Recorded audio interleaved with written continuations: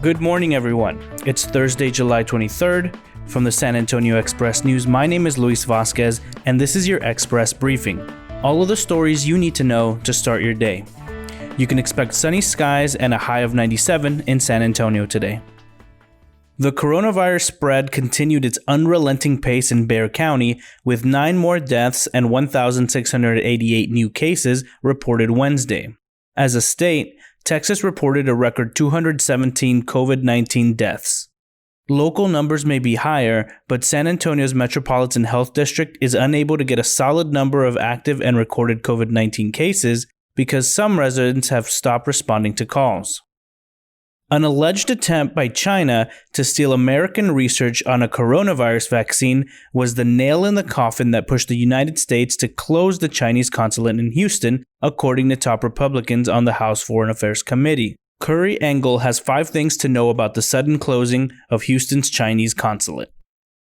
And now, here are the top stories for the day. You can find links to all of these articles in the episode's description.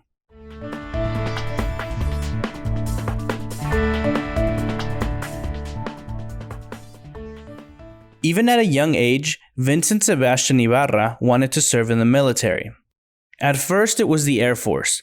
His father, Daniel Ulysses Ibarra, said that happened as his young son flew from San Antonio to Los Angeles to visit. Later, he thought about the Marines. But he eventually chose the Army. On Wednesday morning at Fort Sam Houston National Cemetery, Specialist Ibarra was giving a soldier's burial nearly 3 weeks after his death in Afghanistan. Reporter Sig Christensen and photographer Tom Reel attended the memorial for the 9th U.S. soldier and the 2nd from San Antonio to die in Afghanistan this year. Since July 3rd, the rule at San Antonio International Airport has been simple enough. Travelers and employees must wear face masks inside terminals A and B. But until recently, the message conveyed by the airport officials was that face coverings were recommended, not required. This week, San Antonio officials are clarifying the face mask policy, including the installation of new signs stating that face coverings are mandatory. However, not all of the new signs replacing the ones merely recommending the face mask will go up immediately. Randy Diamond explains how the wires got crossed and looks at the controversy around mask requirements in airports and other public places.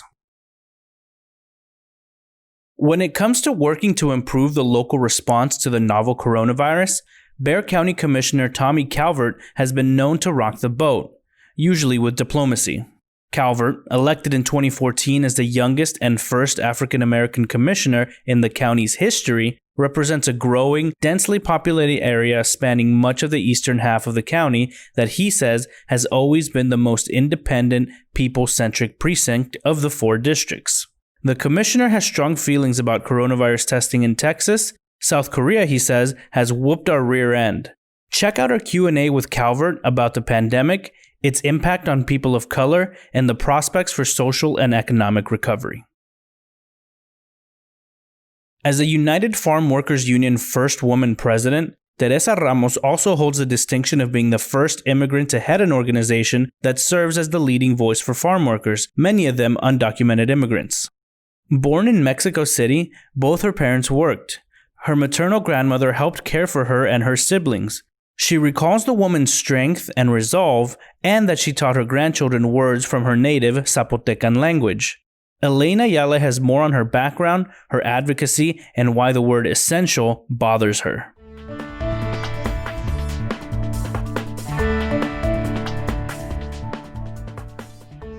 To keep our readers up to date on the path of COVID-19, the Express News built a dashboard of interactive graphics showing the spread of the virus in the San Antonio area, in Texas as a whole, and across the United States.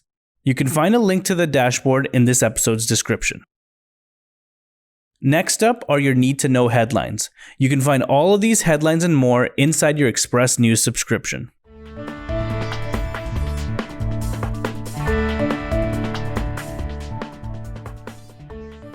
The Bexar County Deputies Union is open to the idea of a citizen advisory board that could weigh in on disciplinary issues as talks resumed on a new contract between the law officers and the county. An encampment of U.S. asylum seekers in Matamoros has dwindled to less than half its size.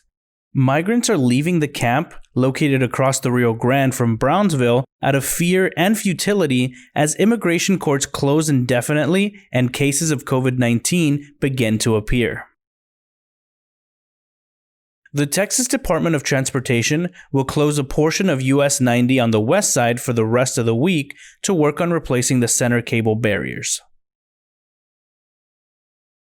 Nearly 2/3 of Texans believe the coronavirus is out of control in the state, and Governor Greg Abbott's approval rating has plummeted to 48% over the last month, according to a new Quinnipiac University poll. Former city manager Cheryl Scully's first book, called Greedy Bastards: One City's Texas-Sized Struggle to Avoid a Financial Crisis, will be released on August 11th. COVID-19 has led to a new market for San Antonio-based IT, print, and software company Documation, selling a contact-free kiosk that measures a person's temperature and reminds them to wear a mask. The usefulness of a new bankruptcy option known as Chapter 5, intended for small businesses, will be tested this year. Columnist Michael Taylor has more on that story. UTSA is now taking applications for professionals outside the cybersecurity field to earn a new graduate certificate in cybersecurity. The Express News editorial board writes, quote, "Supplemental unemployment benefits, which provide the jobless with an extra $600 a week, are set to expire in 2 weeks. An ominous proposition for households already pummeled by rent, bills, and the daily cost of living." When the UIL announced Tuesday that it was going to start football seasons for classes 5A and 6A about a month after other classifications, it sent local high school coaches searching for replacement games to fill holes in their schedule.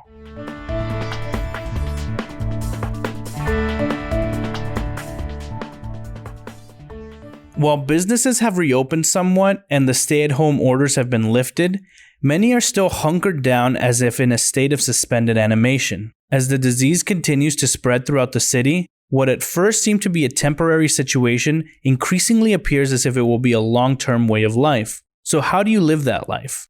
To find out, we asked people what lessons they've learned over the past 4 months and how they're doing things differently now compared to what they did at the beginning of the pandemic. Next up is the fun stuff.